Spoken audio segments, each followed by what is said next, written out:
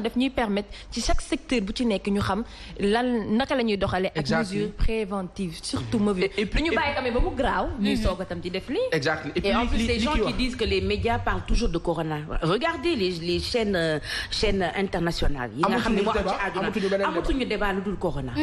parce que am na loo xam ne gémmiñ moo koy xeex. oh non fu ñu la nee par exemple Italie ci 24 heures wala ci 48 heures ñàkk nañu 500 personnes. yow foofu mën nga fa wax leneen lu dul coronavirus. vraiment mënoo ko. 500 personnes c'est énorme quand même. ñun yàlla nañu yàlla musal. amiin wante fi mu nekk nii xam nga ñu ngi wax am na ñaar ñu wax ne faj nañ leen. tane nañu en tout cas. ñeneen ñi ñu ngi ci état bu stable.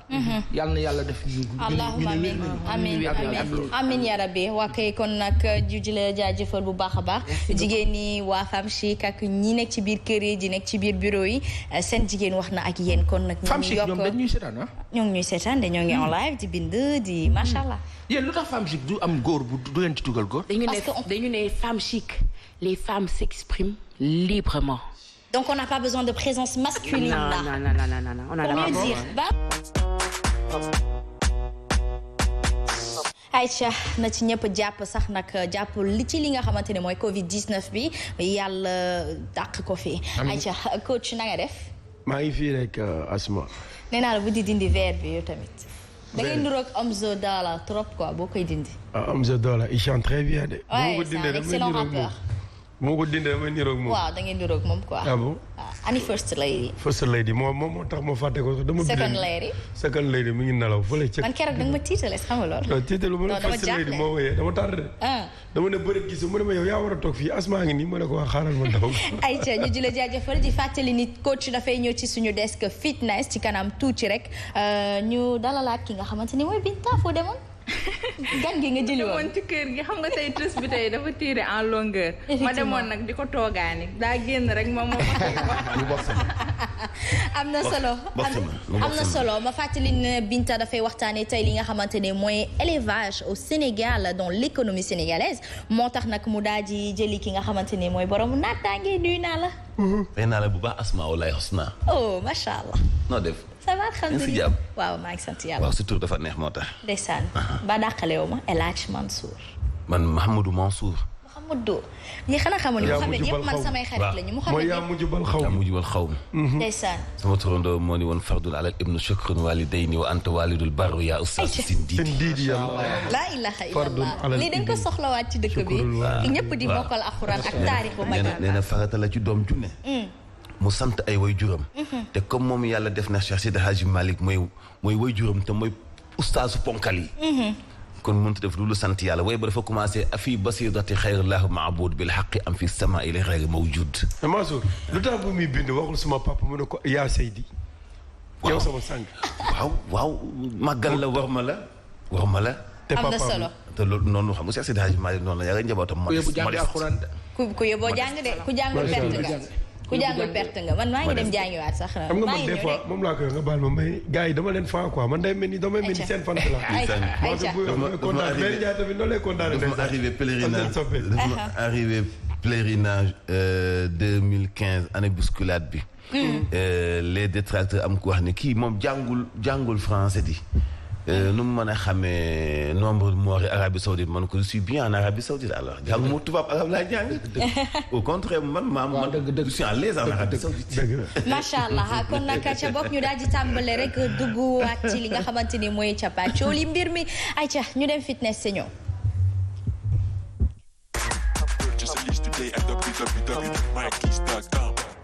coach da ngay waxtaanee les bienfaits.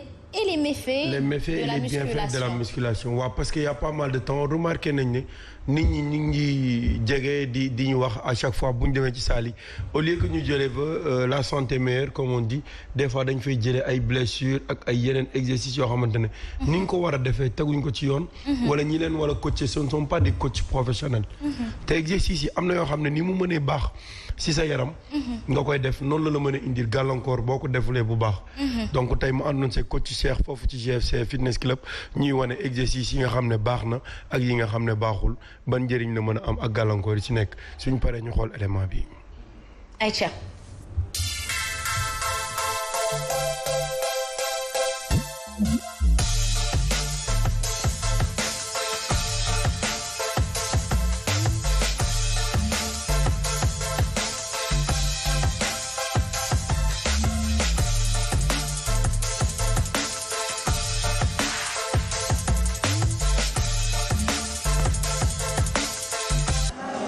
mais pourquoi fii nga fixé si dos demuloo jëlee. en fait. waaw c'est-à-dire fii da ngay yóbbu bras yi mu dem carrément mais pas mu egg nii. ok c'est-à-dire da ngay def semi penché. mais boo ñëw ci garde dos droit. voilà gis nga. et puis gars yi ils ont tendance yëg ci baat bi ci niveau pectoraux yi. ci nombril mais voilà fii ci nombril mu ngi koy indi pour liggéey le grand dorsal. xoolal boo gisee mooy dem da nga gis grand dorsal jël ko ci ginnaaw boo xool. mooy lii quoi. voilà foofu mooy la. mooy li gars yi di wax aile yi. moom la ñuy wax le grand dorsal.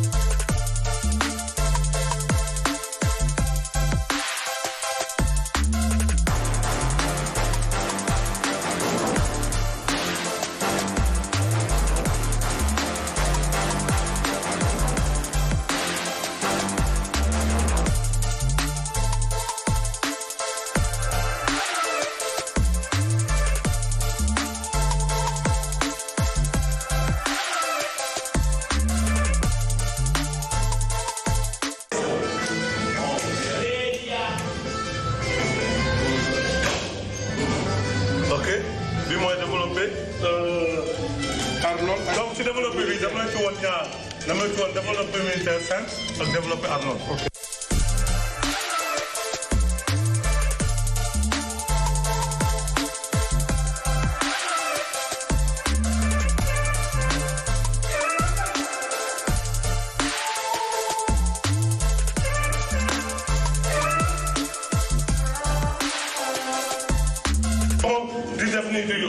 da ngay taxaw nii épaule bi mooy jóg gis nga te bu ñëwee du laal cuisse bi ñëw bu jógee ci ko dam koy maintenir quelques secondes bàyyi moo ca ndànk ok bi frontal un bras waaw ok léegi tegal léegi je fais bii tamit frontal deux bras avec un test ok ok bii mooy bii gars yi tàmmuñu ko def peut-être. effectivement demal disque la demal waaw.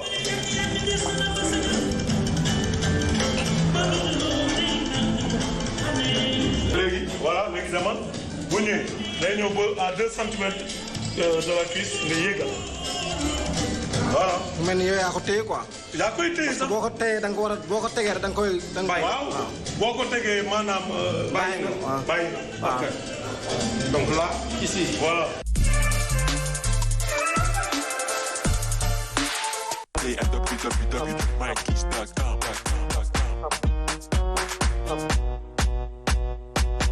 Aïcha coach ñu bàyyi la nga déroulé. voilà gis nga coach Cheikh ma koy saluer au passage moom moo nekk GFC fitness club muy golf fitness club ci ancien golf bi jawrin ubbi ko mooy cité Aliou Sow. am na salle bu bees bu nekk foofu. c'est important gis nga mu ngi wane exercice yi ni ñu koy defee. fi nga war a commencer ak fi nga jeexalee. parce que articulation dafa nekk loo xam ne moom mooy complémentarité. ci muscle bi pour mu liggéey. donc am na nooy defee exercice comme li muy def nii xëcc mu poids bi delloo ko place am normalement. day indi ay déboîtement indi ay déchirure. indi ay élongation. yooyu yëpp dafay am donc surtout au niveau li ëpp. ci li nit ñi di jooy mooy problème ndigg parce que boo demee salle def yenn mouvement comme ay dorsaux comme ni ko Cheikh voilà mouvement bi muy expliqué nii gis nga boo yemul ci limite bi bu la poids bi xëccee te contrôlé woo ko day xëcc li ñuy wax lombaire yi coccyx bi ci suuf mu mel ni ndugg bi daf ñu ne sama ndigg dafa rëcc wala dafa surux donc boo ko defee normalement da koy muscler ba ndigg bi day am doole parce que boo xoolee colonne vertébrale bi ni mu toppante ñu lay expliquer disques nekk ay L5 L6 scientifiquement médecin dañu lay expliquer fi nit ñi foofu la ñu amee problème donc dos bi bu fekkente ne muscle yi teglantaw ñu noonu nerf bi dugg mu kepp ko soo bàyyee poids bi nga dellu à la position normale dootoo siggi parce que nerf bi dafay dugg ci biir diggante disque bi ak pas yi fi ñu nekk c'est comme ça gis nga lii boo koy gis nii parce que os bi dafa war a dugg nii mu am placé wu. léegi bu génnee ñëw taxaw nii ci kaw gis nga. du baax du normal day am espace. du normal il faut nga delloo ko. mu bàyyi nerf bi jël place am.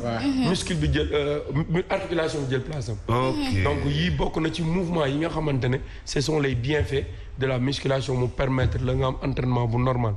boo ko defulee bu baax mooy méfaits yi di nga xam ne ay faux mouvement la. bari na ñu muy gaañ te ñu ci ñaanaat sunu coach yi. ñu gën ci bàyyi xel.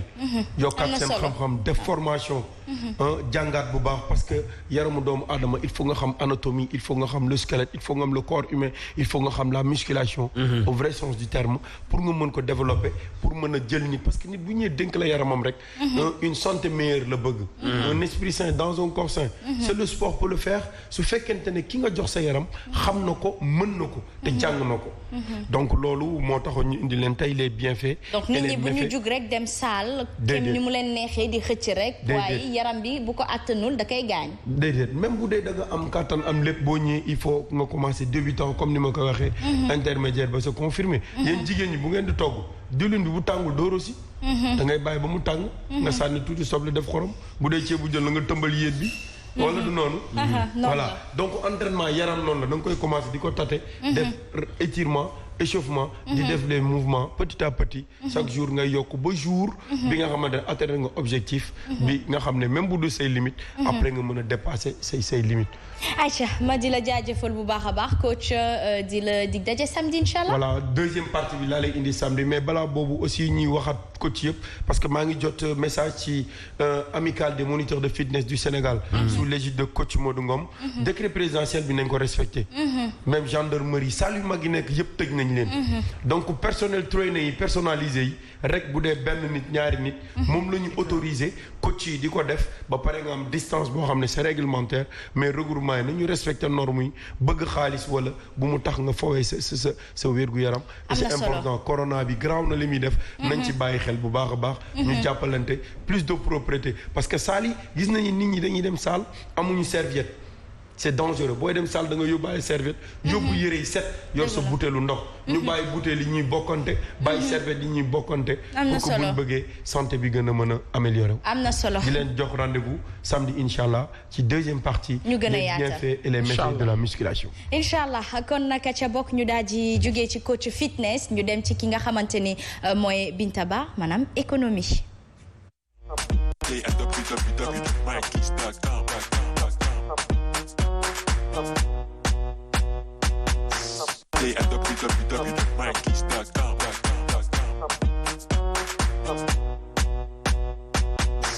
Aïcha Binta nga fas yéene ñoo waxtaanal li nga xamante ni mooy l'élevage maanaam yar. voilà Asma ni nga ko waxee noonu la comme ni ko Olof Njaay di waxee rek béy xamul la ca déeg ba mbonaat moo xam la ca déeg ba moom mooy nuur ba ca ban ba. donc raison pour laquelle tey yaakaar naa ni ci kër gi kenn du fi waxtaanee li nga xamante ne moo di élevage nga romb fi Mansour Diop moo fi waral tey teewaayam xam naa dina metti lool ci moom ndax moom dafa day faral di joxe micro ñu koy tontu waaye tey c'est tout à fait le contraire Mansour Diop wàllum élevage la ñuy waxtaanee tey. Binta maa ngi lay nuyu bu baax. maa ngi nuyu Chérif maa ngi nuyu Asma maa ngi nuyu Baye Assane. béy ci say weyu tànk. béy ci sa weyu tànk. mi ngi noonu de. alors xam naa dañ koy def fast track Mansour. mbirum élevage naka la tëddee fii ci Sénégal tey boo ko doon xayma lan nga ñu ci mën a wax. élevage côté xar côté ginaar. côté yëpp ñu généraliser ko du ñàkk ay bés ñu dugg nag ci pàcc bu ne. de façon générale élevage mu ngi développé bu baax Sénégal tey bu ñu bokkul ci réew yi nga xam ni xëy na mun nañu tiitaru ci wàllu élevage parce que vol de bétail moo tax. vol de bétail nag dafa am chaîne bu gudd la parce que kiy sàcc ki koy yabal. xam nga mooy ki koy oto bi koy chargé fi ñu koy wàccee boucher bi koy rey. ak ni ñuy jaayee yàpp bi. ñi koy valider yàpp yu valable pour ñu koy jaay ñëpp dañu bokk ci chaîne vol de bétail boobu donc càcc la réseau bu ngand la boo xam ni nguur gi def na lu mu mën pour jéem ko fay jële mënu fay jóge mais tey bu Sénégal bokkul ci réew yi gën a yokk ci wàllu élevage parce que vol de bétail bi moo tax Binta à part ça vraiment ça va gars yi ñu ngi def ay efforts pour gën a bëgg càmm gi yokk bu baax. d'accord à part vol de bétail boobu yeneen difficulté ngeen di am.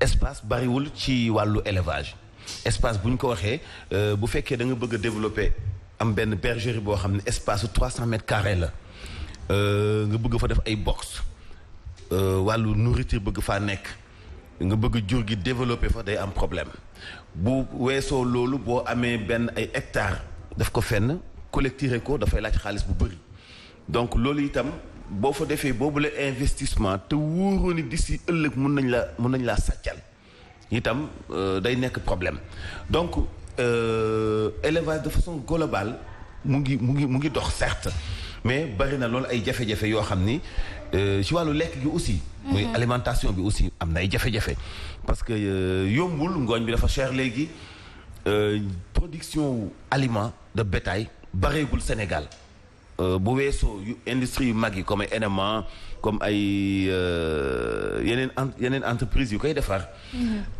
bu weesoo loolu amuñu ay unité de production yu ndaw comme ay Chine comme ay France nga xam ni ci sa biir kër mun nga am benn machine boo xam ni da ngay produire lu sa jur di lekk yooyu amaguñu ko eggaguñu fa donc bu fekkee li sa jur di lekk lépp da nga koy jënd ji ci marché bi donc mun nga jafe-jafe la loolu aussi jafe-jafe la donc ci gàttal wàllu espace wàllu alimentation vol de bétail mooy jafe-jafe yu gën a ràññeeku ci élevage ci Sénégal bi. alimentation boobu nga wax sax Aminata Mbengue Ndiaye ci jamonoom waxoon na feu de brousse yi nga xamante ne ñooy faral di am lu bëree bëri tax na ba ñi nga xamante ne moo di éleveurs yi dañuy rencontrer ay jafe-jafe alors wax nga itam ci loi bi nga xamante ne tëral nañ ko tey jii ngir rek aaye képp ki nga xamante ne yaa ngi sàcc vol de bétail mais Mansour gisoon nañ fi association des maires du Sénégal ñoom tamit soobu woon ci fexe ba nga xamante ne Sénégal dootul jéggaaneeti xar ci ay dëkk yu ci mel ni Mauritanie ak Mali est-ce que boobu le projet tey am na suivi.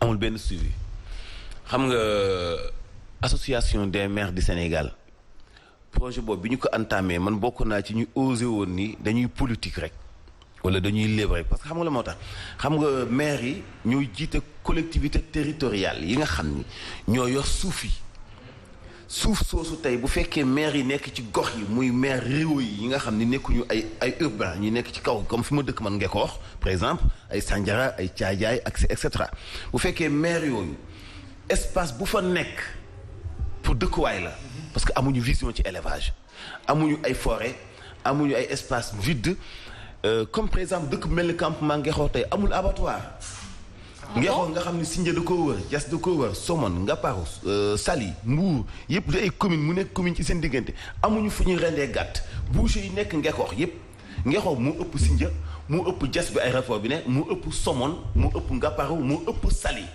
Mbour doo nga ko ëpp ci département bu Mbour moo ëpp sax Thiadiaye bi Maître Omar Youm dëkk donc dëkk boobu bu ñu demee ba ni amul abattoir parce que autoroute à péage bi moo fa jaaroon yàqu ko fay nañu wala fayuñu en tout cas coow li bari na diggante boucher yi ak maire bi ba léegi trouvé guñu solution parce que ci terrain wu jàmbur lañ ñëwoon di fa rey xam nga loolu problème la donc association des maires du Sénégal bu ñu waxee ni dañuy dugal seen loxo ci élevage bi ba du ñu jëggaani ay xar dañuy nax seen bopp tegguñu ci étape boobu parce que sànq bi ma waxee jafe-jafe wax naa la espace mais par exemple man damay ñi mel ni man ay sàmmkat yu bëri yu mel ni man dañuy bazarder seen jur dañuy bazarder seeni ay xar ci àll bi wala ñu wut ku ñu leen yaral wala buy jar 100 000 ñu jaay ko 50 000 parce que dañu bëgg a wàññi parce que dund xar bi dafa cher.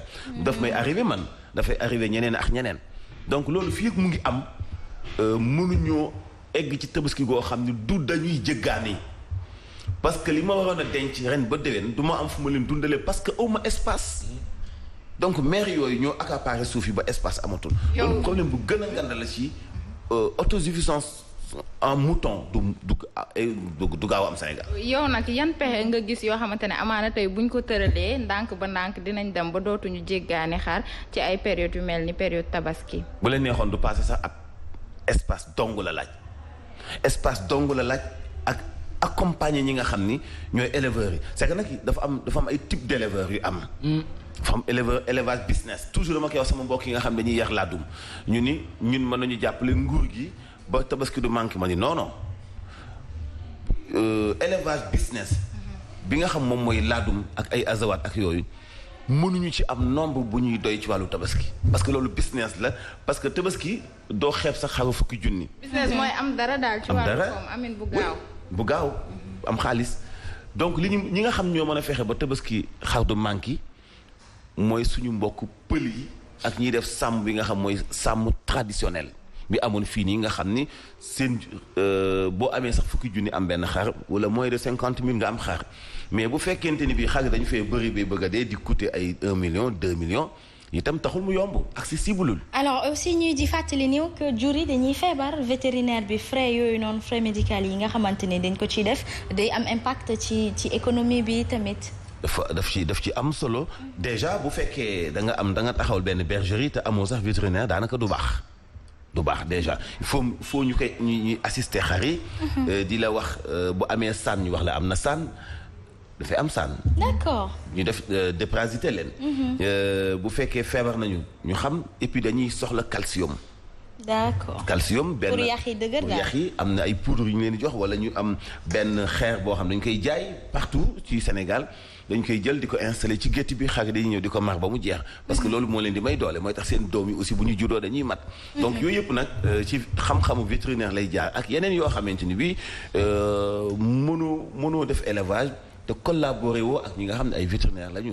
donc dafay soxla santé. ñu ngi gis léegi foire yi day faral di am ku nekk di exposé mu nekk ay période d'échange alors est-ce que ñu éleveurs yi ñu ngi jéem a regrouper wu sous des entités pour rek li ñuy bëgg ñu mën koo amandoo di xàccandoo di dóorandoo. am non éleveurs yi benn lañu association yi mën na wuute mais éleveurs yi ñoom ñëpp ay doomu ndey lañu. loolu moom wax dëgg yàlla ku waxal yàlla xam ni jubóo googu am na ci seen diggante ay association nag. fi la ñu ko fekk fi la ñu koy bàyyi. par exemple mun nañu tënku ci benn fédération. mun naa jékki-jékki man ak Salma ak yow Binta ñu am benn association. association boo xam ni yow di nga am sa ñetti xar ma am ñeent ñuy paasante suñu biir après mu gën a yaatu donc association moom fi la ñu ko fekk fi la ñu koy bàyyi daal pratiquement bu ñu amee benn natt. boo xam ñun ñoo ko bokk sa association la. mais yàqul dara ci unité bi nga xam ni tey. moom la éleveurs yi am parce que boo duggee ci seen biir. di liggéey ak ñoom nga xam ne ñoom ñëpp benn lañu d'ailleurs maa ngi fekkee benn rencontre bu ñu defoon Lac Rose le 25 décembre bii passé 2019. nga xam ni président association yëpp ñoom ñoo fa ñëwoon président Omar Sow donc moom moo ko wute woon Renade fekk dafa voyagé woon donc bi mu ñëwee ñu invité ko ci sala Dame bi nekk CICES. te moom Revades la jiite day wane ni ñoom ñëpp benn lañ. mais li ñu wax ci salon boobu noonu amoon Lac Rose mooy fexe ba lépp lu nguur gi soxlaati ci wàllu élevage. lépp lu mu ci soxlaati day jubal xocc ci ñoom ñu indi ci solution en même temps même loolu la ñu tegoon comme ay recommandations. ci journée de l'élevage bi nekkoon le 28 novembre ñu defoon ko ca Kayal ca ginnaaw Touba. président Macky Sall moo ko jiite si woon. Samba Ndiobène que loolu moo nekkoon recommandation yi nga xam ni tegoon nañ ko ci loxo moom en tant que ministre de l'élevage. muy fexe ba lépp lu nguur gi soxlaati lépp lu Sénégal soxlaati ci wàllu mouton wàllu nag et cetera ñu am ko. mais am itam ay variétés yoo xam ni ñun dong ñoo koy am nga xam dañu koy mën a yóbbu faneen di xam nga laadum Sénégal dong la am. Sénégal donc moo am laadum donc loolu mooy bëgg-bëgg éleveurs yi fexe ba ñu am suñu ay variétés yoo xamante ni bi ñu doon ñoo koy am te buñ ko dooleelee sax dafay nekk suñu marque personnelle. mouton moom laadum Sénégal donc moo ko moom suñu marque la. ah loolu war nañ cee góorgóorlu yokk ko ngir mu gën a naat ba Pape Assane. am na solo. waxtaan bi de naataange rek laa doon déglu de. naataange rek nga doon déglu de non defaruwaat dafa jot dafa mel ni. waa je pense que Mansour defal nañu l'économie de l'élevage de façon générale mënuñu fi woon am keneen koo xamante ne dinañu indil autant d'éclaircissement mu nekk nag nit ku modeste macha allah bañ ko soxlawee dana Binta je vais mettre tout à ta disposition tey itam ma dem këf ko tës indi ko maa ngi koy jaajëfal bu baax di leen wax nag dinaa ko topp secteur bu mu dugg dinaa fa dugg ngir itam ñu xool wàllum poulailler ak lépp li muy jural Sénégal ci wàllu koom incha allah. léegi yow def ko série. waaw série la koy def moom lay wax ni ñi ngeen di ci ànd. dinaa la yóbbu ci ay bergeries yu bëri. ngay ànd ak moom naataange di laaj wàllum économie bi moom muy laaj wàllum yar bi. loolu dafay ne. kër gi am na lu ne nee naa leen ñun ñoo raw janax dañoo bëri pax Nana Aidara dikkaat nga. ñëwaat naa de asma mais ñëw bi du ñëw lu ma bu ma neex quand même. ñëw boobu kay tiital la ñëw bi moom dañoo gis ni du une journée demi-journée laay wax ni dañ fay dégg ay dee ay rey nañu nit fële ca Caaroy am na ku tudd Malick Thiam 19 ans koo xam ne dañ ko rey ndax casquette casquette waaw mbaxane. casquette mi Pape Assane di takk chaque matin balay ñëw ñu rey ko donc mbaxane ou bien je sais pas mun na nekk ay casquette ou kii je sais pas exactement mais dañoo ne casquette daal moo waral ñu faat bakkanam ñetti nit ñoo def loolu noonu. ñetti nit beneen bi mooy Kaolack benn taalibe boo xam ne maître coranique bi da koo jàpp dóor ko moom it ba mu faatu. xaw ma kañ la fi jógee boobu ba tey ñi ngi kaas xam naa ni am nañ corona de mais tamit lu gën a pire corona mi ngi ci dëkk bi di raam boobu ba tey kenn waxu ci xale yi amuñu ku leen protéger ils sont vulnérables dañuy dóor de gauche à droite pervers yeeg pédophilie yeeg ñëpp ñoom kan mooy seen cible taalibe yi ndax amuñu yaay amuñu papa amuñu wéeruwaay. beneen bi aussi mu nekk Ouest Foire man ci ay les experts de Miami laa ko doon gis ci ay film mais kii benn charretier la boo xam ne da mbalit la doon am ku ko sottil ay yaxu nit. ay yaxu nit. non waaw waxuma la nit koo xam ne ay yax yi daal lañ jël sottil ko ko ci poubelle bi voilà ay yax daal lañ jël sottil ko bañ ko sottilee moom it gis na yax yi au lieu mu signalé ko mu dem jël ko yóbbu ko ca oto mbalit ma bëgg mu ñu broyer ko profité peut-être dafa tiit man mënuma ko utal prétexte parce que genre yooyu moo tax jàng baax il faut savoir alerter boo gisee li nga xam ne li sama kaso xaj na ci parce que mun nañ ma accuser de complicité alors que ni defuma dara da ngay dem ci chef de quartier bi nga ne ko man de dama doon ramasser poubelle ba fekk ci lii donc da nga signalé ko mais moom signalé wu dafa daw yóbbu ji ko ci oto mbalit mi léegi waa quartier bi ñoo amoon écho bi muy daw di daw ba agsi ci chef de quartier bi daal di koy signalé donc daal foofu la Sénégal toll. mais est-ce que wax nañ ko moom xamee na kër bi mu ko jëlee. ñetti kër donc man nee naa du fa réer léegi nag kan la ñu rey instant bi xamaguñu nuñ ko reyee xamaguñu dem na nee nañ daal bopp nit ki mi ngi dem ba commencé woon yàqu carrément donc pour identifier ko dina xaw a jafe trop. donc réew mi ñu toll ñu ngi wax corona ku nekk war a jël say précaution ku nekk war a xool nan ngay demee. ñoom ñu am na ñoo xam ne taluñu leneen lu dul faat bakkan agresseurs yi man je pensais que nii dinañ yeewu sa xaw a dem retraite ba affaire yi passé ñoom ñu ngay continuer di agressé di rey nit ndax casquette ñu ne déet ci biir kër xaw ma jabar la ñu rey xaw ma jëkkër la ñu rey doom la ñu rey jànk la ñu rey kenn xamul waaye rey nañu daal ba yax ya commencé seey ñu jël sànni beneen bi ñu taalibe yi nga xam ne boobu ba tey ñu ngi wax association jug nañu ñoo waroon wax tout le temps ma wax ko waxuñu mooy ñi nga xam ne ñooy gouvernement bi ñoom rek ñoo ci mën a jël ay mesures man côté boobu noonu dama leen di clash bu baax parce que il faut tamit taalibe yi ñu wax ci seen situation mënuñu chaque année ñu naan rey nañu 10 taalibe 5 taalibe loolu dafa ëpp tey bu doon benn élève la boo xam ne ci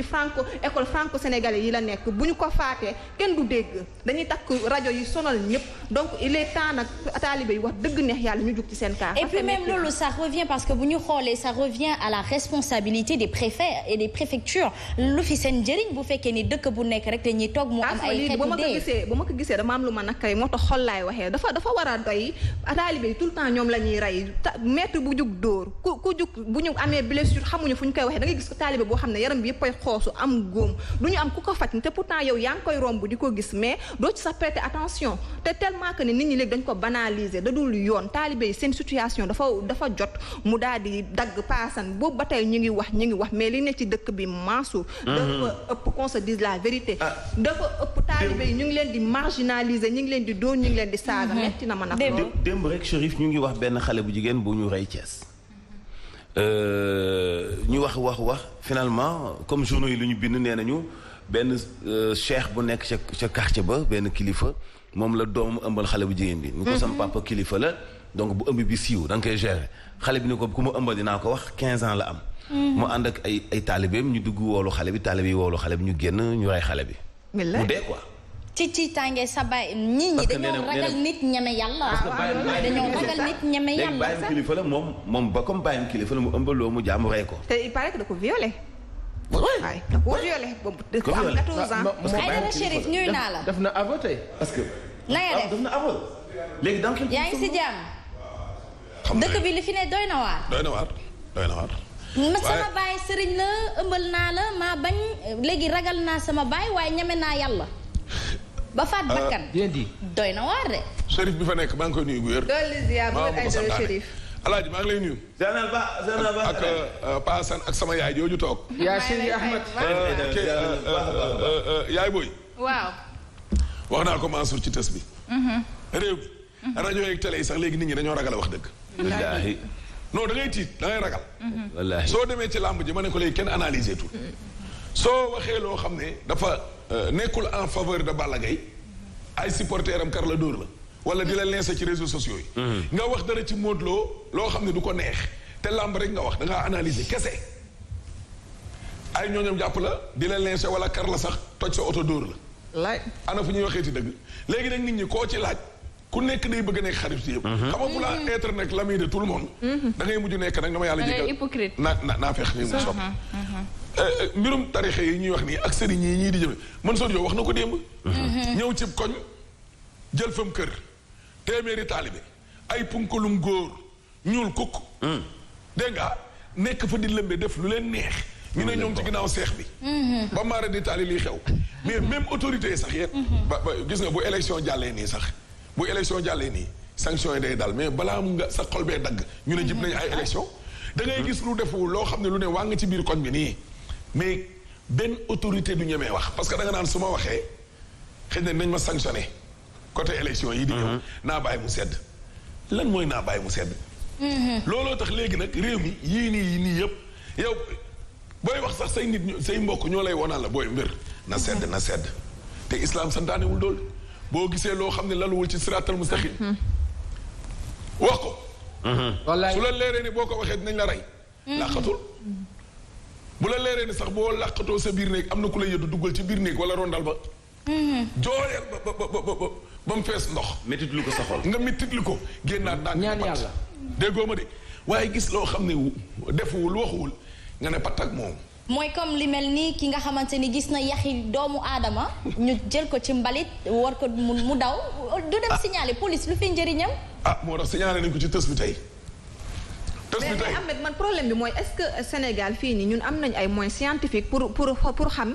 ki dee kan la aussi am nañ ko léegi am nañ ko de Chérif am nañ ko de am nañ ko de suñ police scientifique bii fan la dencoon koor gi moom ci frigo la ko defoon ba ndax ku dee rek nu mu mën a nëbee ci poubelle la nekk de ci poubelle moom da ñeme nañu xet de waa kër googu ak waa koñ boobu parce que dee dafa waaw déet mais def leen ndànk est-ce que nit ki bi mu dee noonu dañ koo bàyyi ci kër gi muy nëb di nëb ba dem ba jeex ba nekk yaxi kese xam nga loolu bu doon dafa am même waa koñ bi kon nget dina leen rek moo taxit waa alaaji waa ji téléphoné sànq ci tës bi xam nga dañ doon def émission tey tës ubbi téléphone mais am na ko wax ne mais kan moo leen ne yéen kooku nit kooku noonu lekkuñu ko subhanallah cannibalisme waaw mais paasan waaw xam nga su doon ay armel lañ dem bay wallaay c'est vrai ñu ne mbalit mi ñu fa génnee fa la yaxi lii dinañ ne xam naa bi ñuy suul lañ sulliwaale kii comme que armel yi léegi dafa fees ñu ne waaw mais ñetti kër yoo xam ne dañoo isolé ca ginnaaw marché Sëñ Fallou fee ca booru Ouest Foire ñetti kër ñoo fa isolé te borom saret bi nee na xamul nag ñetti pôle yi fan la yax yi jógee waaye ñetti kër yi daal lañ ma ko joxe. kenn doon fa jege nañ jëli ñetti kër yi waaw ñetti kër yi nañ ko jël kaaw ñi nga xamante ni tamit dañuy agressé ba rey nit ndax casquette yaakaar naa ni ñàkk doylu weesu lool. ku rey nañ la rey. yàllaa ñu gën a jege suñu xol yi fop kese yàllaa ñu gën a jege suñu xol yi. nee na lu ma bind. doomu aadama ma gën a. ndax maamu nanaa mu toog. dëgg la waaye léegi ñun ne ñu bëgg ñëw wan yàlla ne ko ñun daal ñoo la gën a xam droit de l'homme ñoo la gën waaye kii dee amul droit. dëgg yàlla ñu ne nañ leen rey ñu ne droit de l'homme yi non non bu ñu leen rey nit dafa am droit ki ñu rey nag ku rey nañ la rey. waa ay Chérif taalibe bi nag comme boo ñëw ñoom de sànq kenn du leen xaasa benn taalibe boo xam ne Kaolack dañ koo dóor ba mu seddati. non xam nga dóor ba nit dee waaye yar nit dañ koo santaane ci mu daara. sallallahu alayhi wa sallam. école ci boppam. dañ faa santaane bi yar. léegi nag nan la ñuy yaree. amul kenn ku yëkkati sa doom. même bu la koy wax di la ko junj ne la ay yaxam laa soxla it. maanaam nga jàngal ko ba mu mokkal ba takkal ko soxna yewi ko. loolu mooy yaxam wala boog yaag moom ba keroog muy dee. waaye xam nga ni moos kenn du jël doom jox la. ne la billaay nga jàpp di dóor même man ñiy dóor sax man pour man xëy na léeg-léeg day am ëppal mais man gaw ma ni nit dina tiim xale nii rek. bañ ko dóor ko ba mu dee. léeg-léeg nag moom ay xale yoo xam ni maara day taal yi dañuy ësle nga bëgg leen a corriger nag corriger ba ëpp mais dóor nit moom ba mu dee moom amul kenn ku ci ànd bu benn diine bu ci ànd. dóor nit moom ba mu dee. te taalibe yooyu sax yow am na loo tam yow Chérif corona jii. nee nañ tëj nañ école yi. tëj université mais li l'observateur bind tey mooy dëgg. dañ leen a bàyyi. waa taalibe ñoom yan mesure la gouvernement bi jël ci ñoom. dara wax nañ ko fi léegi amuñu benn mesure bu ñu jël. ñoom dañ leen bàyyi noonu rek ñuy dox. billaay. en tout cas daal xam naa ni dinañ ci xalaat la presse est là pour alerter pour fàttali kon nag jottali nañ leen def lañ li nga xamante ni mooy seen waraf acca ñun ñu desandi ci suñu waraf ba tey mooy li gën a fës ci boppu yéenekaay yi mim réew. acca waaye yéen mbaa yéen a ngi ñaax nit ñi ñuy raxasu wala. waaw. alaaji. yéen a ngi ñaax nit ñi ñuy raxasu mbaa. waaw mais. raxasu ak naan ndox mu bëri. alaaji yow dafa mel ni da ngaa monté kii de da ngaa monté grade de alaaji tactile nga yor de. tactile nga yor di bind. alaaji nag yaa ngi may jëw nag de. ak big tactique ak big. alaaji nag yëpp da nga ma ko nëbb de. alaaji. lii de mu ñëwoon de du ma xam lu xew. wuy ko big bi. alaaji kaay ci tribune bi te nga bàyyi bala. waaw ayca lii dina ma neex na ma ba dee. mu ne. alaaji. les deux frères jumeaux. taxul nañ tës indi ko suba teel. woy ma nee naa ko dama ko pose defal ndànk. alaaj bul yàq suñu. naan naa ko. non da ngay bés bi alaaj bàyyi sama tubaay. ñu ngi ñaar ñi wa gën a neex ci àddina. lii mooy générosité ak wane fi ma mën. def nii laal pause mu taxaw. dégg nga mi ngi koy dosé di ko wanaale. dégg nga ñu ngi leen di wër. non mbay peex nee na dinaa sama gémmañ salbe moom ne. alaaj kaay def revue bi tey waaye dama sonn. li neex na. mbay peex nee na du ma wax. salbe moom nee na mais dañu wax coronavirus. ma indi beneen. alaaj maa bàyyi ma dem toog yi. déedéet wax ci élevage gi. alaaj wax jee metti jàpp nañu rek alaaj. alaaj bi ñu les gisoo ko nii. eh bien. ñu indi beneen wala. les ko lu mu wax. les ko alaaji. nee na. déedéet bàyyi nañu fii. fee moom roppalaan yi la moom. tere nañu France Italie Espagne Belgique Portugal fii ak 30 jours avion di fi dikk del benn. waaw kay. kaay nag ma wax la nag alaaji li xew ci dëkk bi. waaw kay waay. artistes yi ci boppam dañoo perte nag fi mu nekk nii. dañuy perte de. Pape Diouf a ngi nii manifestation yi Macky Sall tere. ok. nee na dépensé na alal de yu bari. waaw 4 avril bi. waaw. waaye gis nga ko billet d'avion wut na ay partenaires invité personnalité gis nga promotion ci média yi patati patata fay ay frais d'hôtel yëpp per jom musique tout affaire ba dàq nañ ko. mais bii graaw na de. Pape Abdou Fall la moo nekk nii. nee na ay perte yu doy waar la am diggante Papa Sow ak Siteu. kon combat bi taxawoon na. yàgg na ndongo di itam gis nga ko mi ngi nii. ñoom it dañoo waroon def promotion Yaama Télé waaye gis nga ko. album la. yàgg na. alaaji nag neexoo dëgër na. ah déedéet. source a daawut ci am. waaw suñu xarit baa ngi nii nag alaaji tey. yatu yu njëkk yaa ngi commencé dal de.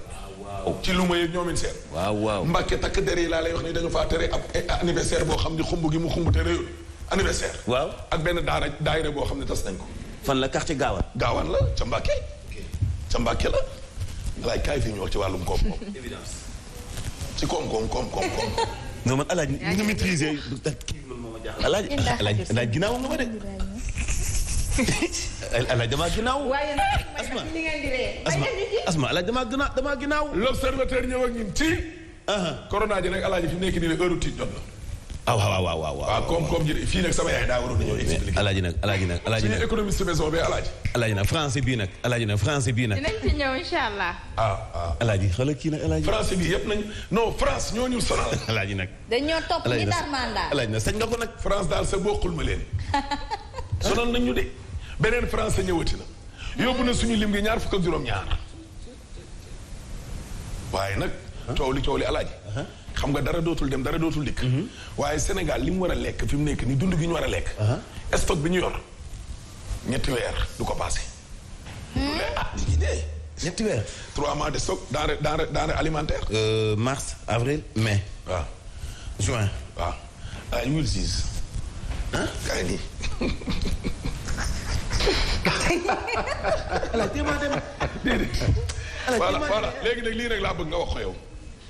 wax. Mbay Peex dafa lox ci kanam way takk der. mi ngi lox de. Salbe Ngom dañuy fes. exclusif moo ko wax. waaw léegi gis nga ko. Paa bi pex nee na dootuma waxati ba faw. noppi naa ba faw kay. waaw dootuma waxati noppi naa ba faw. Salbe moom. Salbe moom téléphone am la fay. waaw nee na may daw. mais kenn gisu ko. moom léegi nag alaaj maa ngi ñëw dem. ah waaw kon nañ ko fi yemale rek bu dee da ngay. kon bàyyi ma toog. ana tribune. kan. tribune. tribune moom lañ njëkk a bind di yéene. tribune a ngi nii jaww ji lañ dagg. ah bon dem ngeen dikk gi amatul. mi ngi nii Karim Wade nag nee na kontaan na ci li Macky wax waxuñ ko loolu dañ ko nee na ñëw. waaw. dëkk mënuñ koo yore ak WhatsApp. sonal nga nit ñi trop nit ñuy jàppale nee naa jàppale ba découragé. xale baa ngi nii xale bi. léegi ki ko rey nee na moom amul beneen solution. amul beneen solution moom du rey. subhanallah. Assane Fall la nangu na ne moo rey Khady Diouf fukki at ak juróom. déggoo ma de mais nag li mu wax moo garaaw. dafa garaaw alaaji. li mu wax moo garaaw. nee na ko damaa bëgg nga dakkal di wax ne maa la wan loo lor. boobay benn. waaw. dégg nga. ñaar buum laa ko xoj ba mu dee. ñett alaaji ci kanamu takk der yi.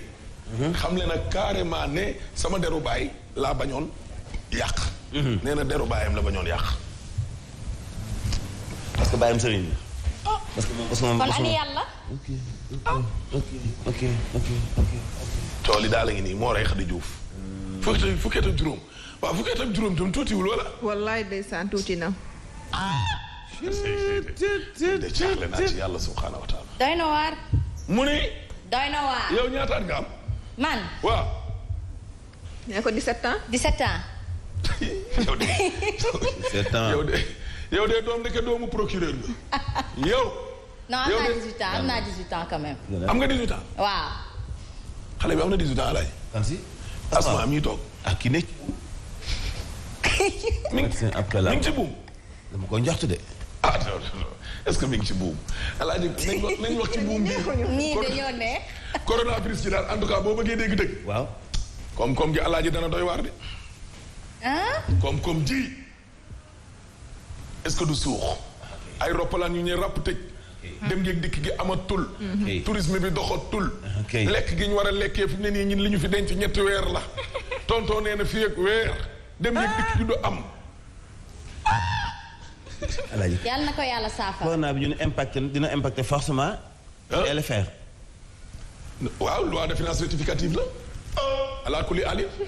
coppite parce que ñoom dañoo voté seen budget. waaw voté nañ ko. ba ministre budget ak finance Abdoulaye Daouda Diallo jaar tëj. comme plan coopération. jaal Amadou Hott tëj lépp nice. waaw waaye dañoo xuus dem ba ci kanam. xam ne du sotti. non ndok dab ñu. ok. déggoo ma de. ok waaw état wu Sénégal léegi nag soxla ay milliards. ok. milliards yooyu nag il faut moom ay fracture.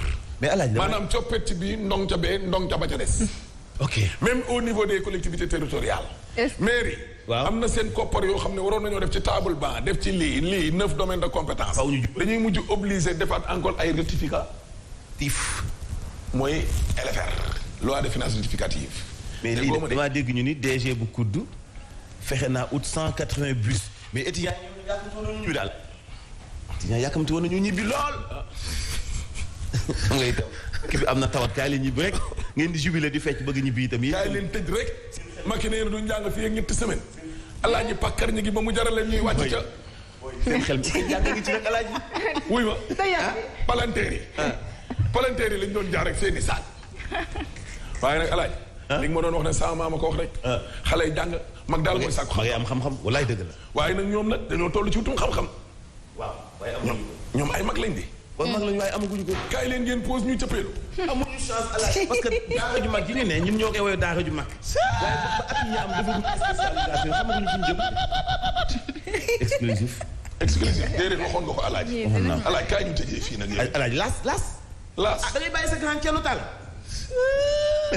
alaaji sa grand alaaji doy na de waaw bës ko. alaaji sa grand bu nga bàyyi Thierno Tall. waaw baax na alaaji doo ma booleeg moom de. mu ngi nii. xam nga gis nga AIBD. waaw. mooy suñu lantinoor. waaw. passoire baa ngi alaaji. xam naa passoire. laissez passer goo xam ne fii la gars yi jaar. léegi nag xëy na comme que Macky nee na ko ràpp. mooy ñun ca kaw ga bu ñu xoolee gerte moom la ñuy xaajale buuse bee kemb gi.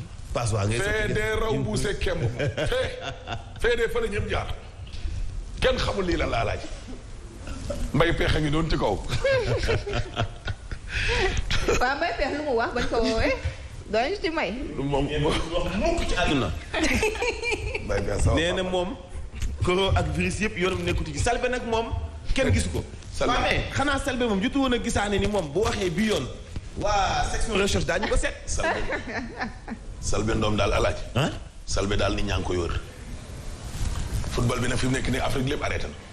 yaa ngi Sénégal Algérie Afrique du Sud Guinée. tribune sport nga nekk de ah non. alaaj tribune sport nga nekk. waaw tribune sport ngi nii. seen journal bi itam riche na de. waaw nañ tàggoon alaaj dama sonn mais am na ana kii ana sport bi jàll na. sport a ngi nii. sport a ngi nii. sport amatul di. Sénégal Algérie Afrique du Sud. amatul alaaj. football taxaw na jël congé. waaye ci àdduna. soxna mooy jël congé. ak journal kii wuy ma. maa ngi dem ndékki ji alaaji moo ma invité ndékki. ba noppi def loo ma alaaj sax yow dama laa yore ñaari junni de. yoreel naa la 10 000 francs. ay ca waaw mooy xaalis boobu buggaan joxoon ñu sànq. te moo jox publiquement bokkoon. ok baax na. li ngeen di seddoo est-ce que du ñëw ba fii. xëjoo leen ci. li mooy publiquement. attention corona attention. wàll ma maître Djibril waa. wàll ma. ñaar ñi ñoo gën a. ayca macha allah. jërëjëf. ñaar ñi bu ñu dajee rek dootuñu cee mën a raax. ndaxte nag wax dëgg yàlla ñoom rek seen pello neex na paasal. yàlla na yàlla sàmm leen. allahumma amiin muccal leen ci cat. amiin jubale leen. su kenn dugg. amiin ni mu mel nii yàlla na yàgg di mel noonu gis ngeen ñoom ñaar dañu taxaw rek ñun ñëpp ñu noppi. wallaay c'est vrai kon nag macha allah li mooy ànd bu yàgg dëgg la nombre de vues yi daal di multiplier wu. donc ñaar ñi noonu paasa nañ ko dox. yàlla na yàlla sàmm leen. ñu dox ko man ak yow. waaw ñaar ñi di fi taxaw. bu leen ñu fi bàyyi man ak Nana. ay yow mi ko karkay yaa koy kari chaque jour. ay ca Nana Aidara ma di la jaajëfal. waa Asma kontaan naa loolu bokk ak yéen plateau bi xam naa suba incha allah dinañ indi dossier ki nga xam ne moom la ñu faat ki am 14 ans nekk fële ca Thiès incha allah di leen jox rendez-vous ba demeek incha allah. Binta. c'est un plaisir da janoog yow. parce que li la am na ku la ko wax sànq nee na sa bonne humeur bi c'est contagieux. ñu saa yenn saa dañuy ñëw tayal mais dañuy xiirtal gën ñu xiirtal ci liggéey bi booster ñu te loolu dafa am solo bu baax a baax yow daal macha allah. Ben merci, chapeau à tout le monde. C'est un travail d'équipe, hein. On est une famille. di leen jaajëfal yéen téléspectateurs yi waaye yéen internautes yi kenn du leen bàyyi ginnaaw ndaxte da ngeen di contribuer di participer bu baax a baax kon nag am na solo ñuy yëg ni que justement am na solo ñuy yëg ni que li ñuy def amal na leen intérêt macha allah donc ma bàyyi leen rek avec la bonne suite des programmes de la Sen TV la télé leader ci kanam tuuti à partir de 11h di ngeen am li nga xamante ni mooy waxtaane ko avec Mantoulaye ak yeneen waxtaan rek yi nga xamante ni ñu gën ñoo ñaax gën ñoo fàttali di def un coucou fële ci HLM à madame Diakité Astou wala bokk nag ki nga xamante ni mooy sama yaay di maman Virginie Bigué alors di leen nuyu di leen sargal di leen wax à demain. CCBM Automobile, représentant exclusif marque Volkswagen, d'origine allemande, numéro 1 des ventes en Europe, à Great Wall, numéro 1 des ventes en Chine. Molendon May, c'est une émission Subatel. Tombalil ak Cawarte ak Nescafé classique, Sénistic Nescafé, Molendon May, c'est une émission Subatel.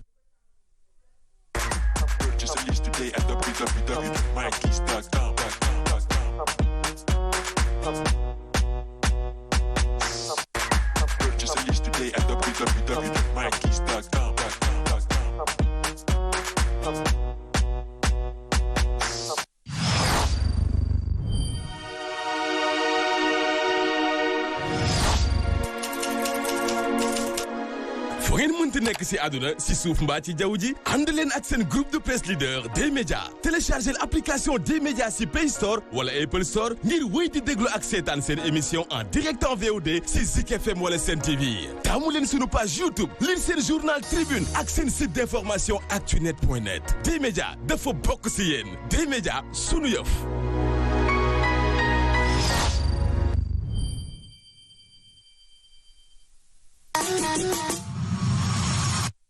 D-Média.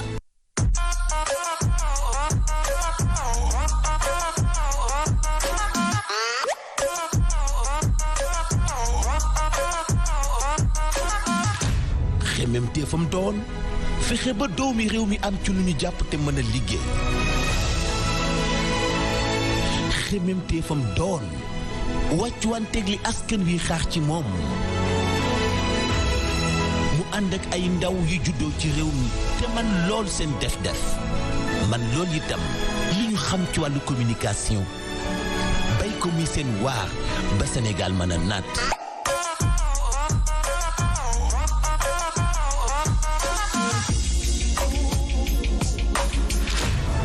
ay ndaw yu jàpp ni li naatal Sénégal a ngi ci seen loxo.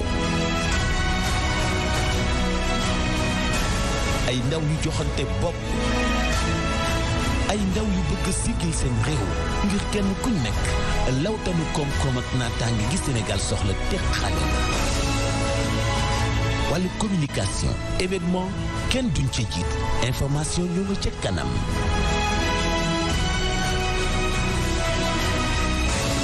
bu dee débat ñépp ñu bàyyi xel. Sen TV dal leen ak jàmm. Vous suivez ces samedis soirs et c'est sur Sen TV, la télé leader du Sénégal. Bonsoir à tous et bienvenue. Le secret, c'est le travail, mais aussi c'est le public qui nous motive aussi. boo xoolee tey ñëpp ngi ñëw Afrique parce que ils ont compris que l'avenir est en Afrique. Parce qu'on regorge tout simplement d'énormes potentiels. Exactement, mais ce qui risque de se passer assez, c'est qu'au moment où les gens vont venir, beaucoup de jeunes risquent de partir.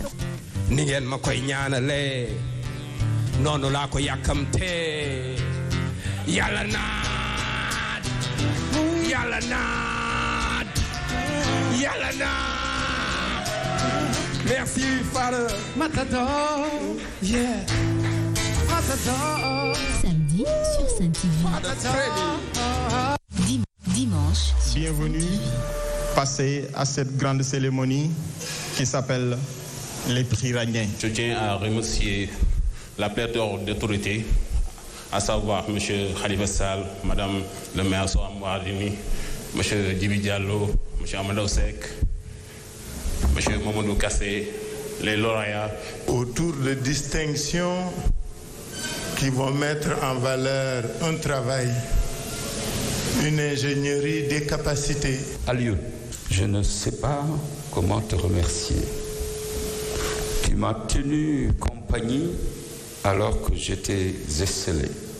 Comme je le disais toujours, une chose est de réussir, une chose est de bien réussir ce que l'on fait. Madame Lena Sen, lauréate du prix Ragné de la femme manager. Monsieur Babacar Mbeng, sous vos applaudissements.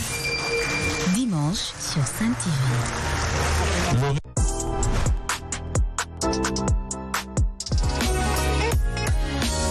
C'est samedi ce soir, di am plaisir à contenter nekk ak yéen tey jii sur Sen TV.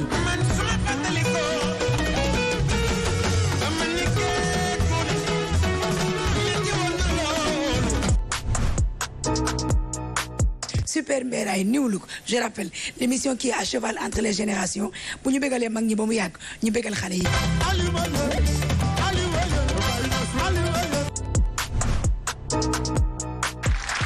Sen Comedy Show nee naa la saa su ne nii lay demee chaque mois fii sur la Sen TV ñu leen di may ay spectacle nee naa la yu doy waar saa su ne nii lay demee Sen Comedy Show.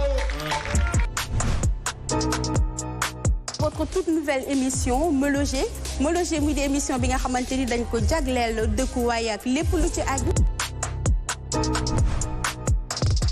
bëgg naa xam ko yëpp. ah. mais tamit naa. Binte wax dama nee na de il faut que nga tànn. émission 100% commerciale. jëlal ma sa téléphone nga selfie ma say produit wan ma lépp loo xam ne rek mën nga ko publicité. 100% buzz yu dox ci buzz ci kaa ci potin ak ci musique aussi en même temps. ay rubrique yu toj yu bees dikkaat itam ak ay feem yu bees waaye dikkaat itam ak ay info yu doy waar. ce qu'ils ont fait par exemple aéroport AIBD. ku nekk dañoo photocopier sa passeport ñu bàyyi la nga dem. Pour une fois. Le président a dit la vérité. ñu bañ ko dégg. question bi nga xamante ni man moom la ñu war a posé wu mooy est-ce que aujourd'hui ñun au niveau du Sénégal ñun am nañ les moyens pour faire face.